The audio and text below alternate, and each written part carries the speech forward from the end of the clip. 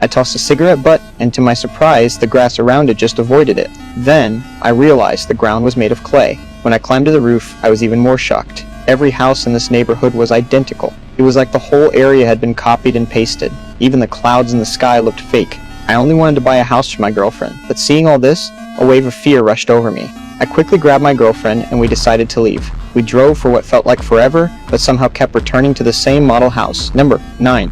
As night fell and the fuel ran low, we reached number 9 again. We had no choice but to go back inside. To our surprise, the fridge had champagne and fruit, but the strawberries tasted like wax, no flavor at all. We didn't care, ate what we could, and rested for the night. The next day, we decided to leave on foot, avoiding any turns. We walked toward the sun. We walked until the sun set, but still hadn't left the neighborhood. Just as we were about to give up, my girlfriend noticed a light coming from a house. She rushed inside, thinking there were others here. But when she entered, the table was filled with the food we ate last night. We were back to square one. The only difference? There was a box at the gate, filled with supplies and food. I felt like I was being toyed with. To make them stop this game, I decided to take action. I set fire to house number 9. Hoped this would draw out whoever was behind this, but by the time the house turned to ashes, we still hadn't seen anyone. Exhausted, we fell asleep.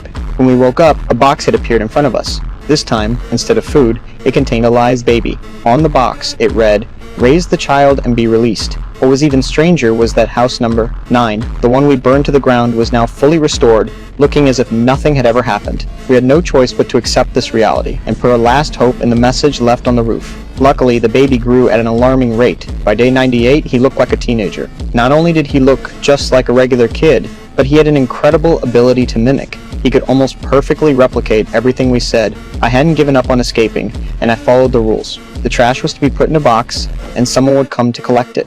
I sat there, staring at the box, waiting for the collector to show up, but it always disappeared when I wasn't looking. Finally, I came up with a plan. Since this world was fake, the answer must lie underground. I began digging. I thought that if I dug deep enough, I would reach the real world. Day and night, I dug, from hope to obsession. Sometimes, I swore I could hear sounds from below, sounds just like the ones the boy made while watching TV. Then, I made a desperate decision. I wouldn't let my girlfriend feed the boy anymore. I locked him in the car outside. I believed that whoever was behind this wouldn't let him die, but my girlfriend softened. The long time spent with the boy made her care for him. After this, things between us began to change. I stopped caring for her and the boy, and dug relentlessly. When I grew tired, I slept in the hole, and when I woke up, I dug again. Meanwhile, my girlfriend came up with her own plan. She wanted to uncover the mystery of the boy. One day, the boy brought a book from somewhere, full of strange symbols, but the pictures made it clear. It was a book about studying humans. My girlfriend wanted to know where the book came from, but the boy was guarded, refusing to say. So she pretended to play a mimic game with him, asking him to imitate everyone he had seen. And then